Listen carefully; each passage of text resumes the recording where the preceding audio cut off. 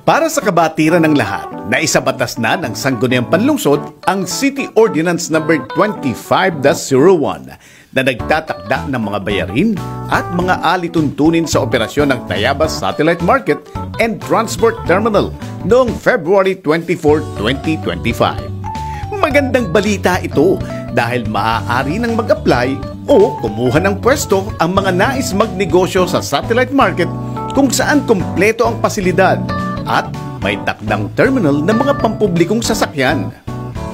May kabuuang 186 rentable units ang dalawang gusali ng Tayabas Satellite Market na maaaring upahan ng mga mag-iisda, magkakarne, maggugulay, magbibigas, grocery, restaurant, bangko o financial institutions, butika, alfresco dining, coffee shop, accessories, computer shop, gaming corner, service center o anumang uri ng negosyo na angkop sa loob ng gusali.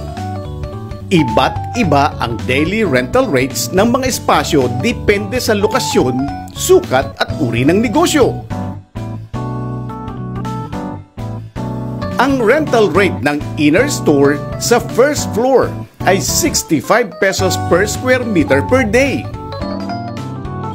Samantalang 81 pesos per square meter per day ang strategic o corner store. Sa second floor, 55 pesos per square meter per day ang inner.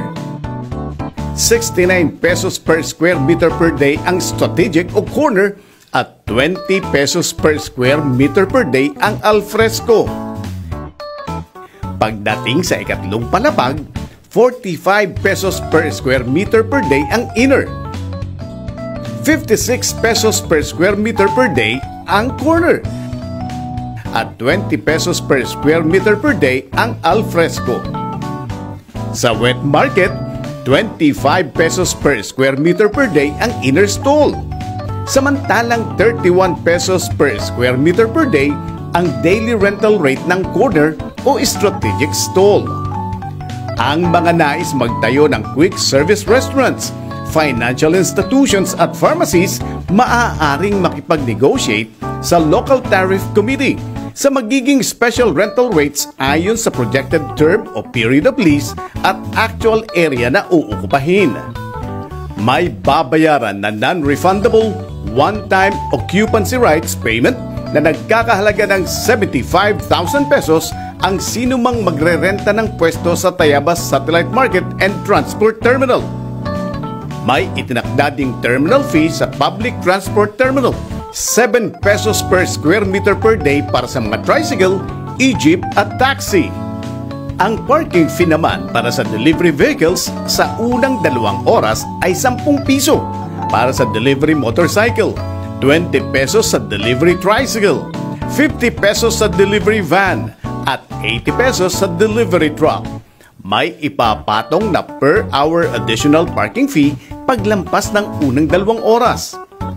Para sa karagdagang impormasyon o kung nais nang magsimulang makipagnegosasyon, maaaring bumisita sa Tayabas Public Market Operations Office o tumawag sa landline 042-785-5986 o mobile number 0968-852-9680.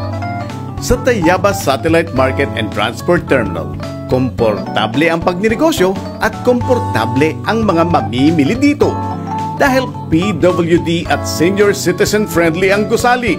May parking area, madaming restrooms, maliwanag at malinis ang paligid. May malapad na hagdanan, may elevator, may escalator at air-conditioned pa ang buong shopping area. Tara na! Simulan na agad natin ang pagninegosyo para magsimula na din ang ating pag-asenso.